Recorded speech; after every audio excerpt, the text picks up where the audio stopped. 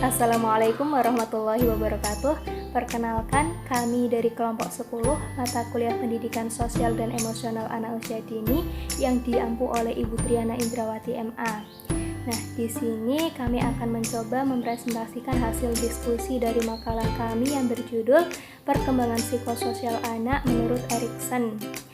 Nah, sebelumnya perkenalkan, saya Karimaturiza dan dua teman saya, Naila Zulfa serta Waidatul Hamidah. Untuk mempersingkat waktu, langsung saja menuju ke pembahasan yang pertama yang akan dibacakan oleh Mbak Wahidatul Hamidah. Baik, saya Wahidatul Hamidah akan menyampaikan materi yang pertama, yaitu tahap perkembangan psikososial anak menurut Erikson. Nah, teori dari Erikson itu meliputi 8 tahap perkembangan yang saling bergantung antara tahap satu dengan tahap lainnya. Tahap yang pertama yaitu ada trust versus mistrust, yaitu terjadi pada anak usia 0 sampai 1 tahun atau pada masa anak bayi. Nah, bayi berusaha keras untuk memperoleh pengasuhan dan kehangatan dari seorang ibu. Nah, jika ibu berhasil memenuhinya, maka sang anak akan mengembangkan kemampuan untuk dapat mempercayai dan mengembangkan rasa berharap akan hal tersebut. Selanjutnya yaitu ada tahap yang kedua, yaitu autonomy versus shame and doubt. Terjadi pada anak usia 1-3 tahun. Nah, anak itu akan belajar bahwa dirinya memiliki kekuatan untuk mengontrol atas tubuhnya. Nah, hal yang dilakukan oleh orang tua yaitu sebaiknya menuntun, mengajarkan, dan mengontrol apa yang diinginkan oleh anak tersebut. Selanjutnya tahap yang ketiga yaitu initiative versus guilt. Terjadi pada anak usia 3-6 tahun. Nah, pada tahapan ini, anak mulai belajar bagaimana merencanakan dan melaksanakan tindakan yang akan dilakukan. Selanjutnya, tahap yang keempat yaitu industri versus inferiori, yaitu terjadi pada anak usia 6-12 tahun. Nah, pada tahapan ini, anak itu belajar untuk memperoleh kesenangan serta kepuasan dari penyelesaian sebuah tugas, khususnya tugas akademik. Oke, tahapan yang kelima yaitu ada identity versus role confusion. Pada tahap ini, itu akan terjadi perubahan pada fisik dan jiwa di masa biologisnya, seperti orang dewasa yang nampak adanya kontraindikasi bahwa di lain pihak ia dianggap dewasa, tetapi di sisi lain itu dia dianggap sebagai belum dewasa. Oke, tahapan yang kelima yaitu ada identity versus role confusion. Pada tahap ini itu akan terjadi perubahan pada fisik dan jiwa di masa biologisnya, seperti orang dewasa yang nampak adanya kontraindikasi bahwa di lain pihak ia dianggap dewasa, tetapi di sisi lain itu dia dianggap sebagai belum dewasa.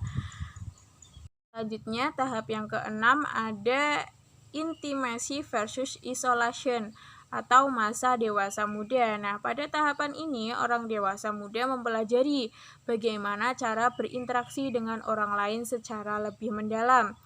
Nah, keterampilan ego yang diperoleh pada tahap ini adalah cinta. Oke, tahapan selanjutnya yaitu ada generativity versus stagnation. Pada tahapan ini, individu itu memberikan sesuatu kepada dunia sebagai balasan dari apa yang telah dunia berikan untuk dirinya. Nah, seseorang itu akan menunjukkan hasil karya apa yang bisa diberikan oleh orang tersebut. Selanjutnya tahap yang terakhir yaitu ego integrity versus despair atau masa dewasa akhir.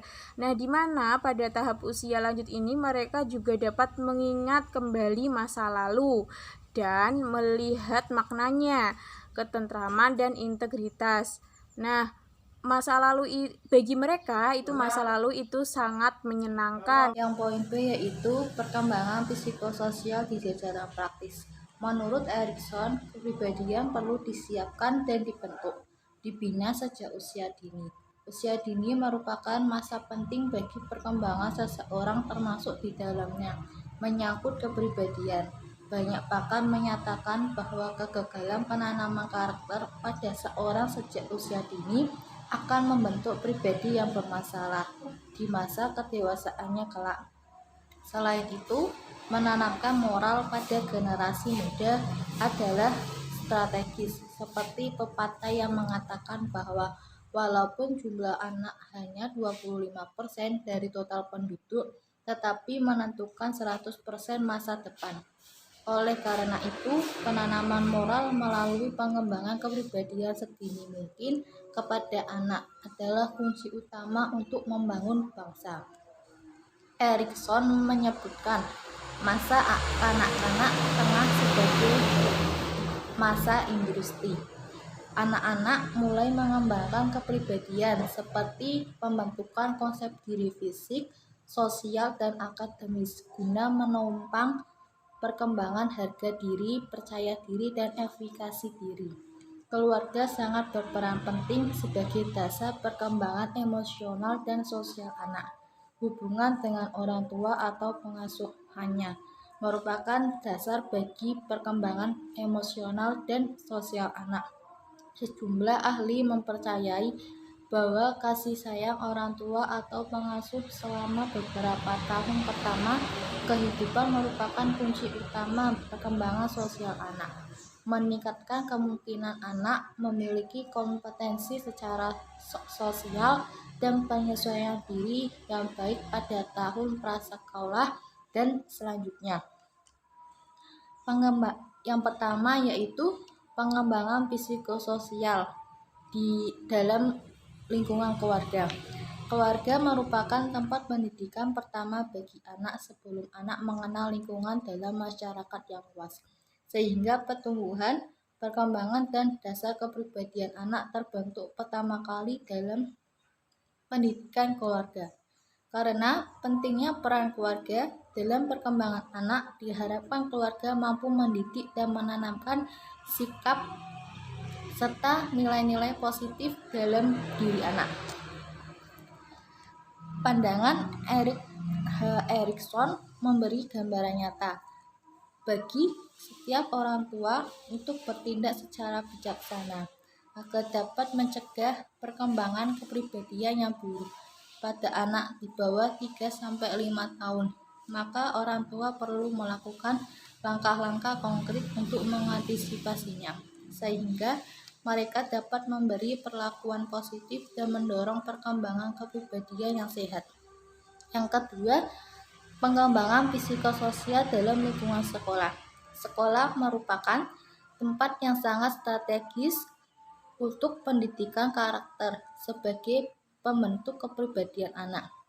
Selain itu, anak-anak banyak menghabiskan sebagian waktunya di sekolah, sehingga apa yang didapatkannya di sekolah akan mempengaruhi pembentukan kepribadian anak. Untuk dapat merealisasikan karakter mulia dalam kehidupan setiap orang, pembudayaan karakter menjadi suatu hal penting. Pemberian mata pelajaran pendidikan karakter, pendidikan akhlak, pendidikan moral, atau pendidikan etika akan sangat berpengaruh pada kepribadian anak. Oleh karena itu, pelaksanaan pendidikan kepribadian harus dipersiapkan dengan baik dan melibatkan semua pihak yang terkait dengan pelaksanaannya, serta harus dilakukan evaluasi yang berkesinambungan. Pengembangan karakter dan kepribadian di sekolah menjadi sangat penting, mengingat disinilah peserta didik mulai berkenalan dengan berbagai bidang kajian keilmuan. Pada masa ini pula, peserta didik mulai sadar akan jati dirinya sebagai pribadi atau manusia beranjak dewasa yang mulai beranjak dewasa dengan berbagai problem yang menyertainya. Yang ketiga, peran lingkungan masyarakat. Pendidikan karakter tidak akan berhasil jika hanya mengandalkan pendidikan di sekolah saja. Kerjasama dengan komunitas masyarakat dengan berbagai bentuknya sangatlah diperlukan demi keberhasilan perkembangan kepribadian yang dilaksanakan di sekolah.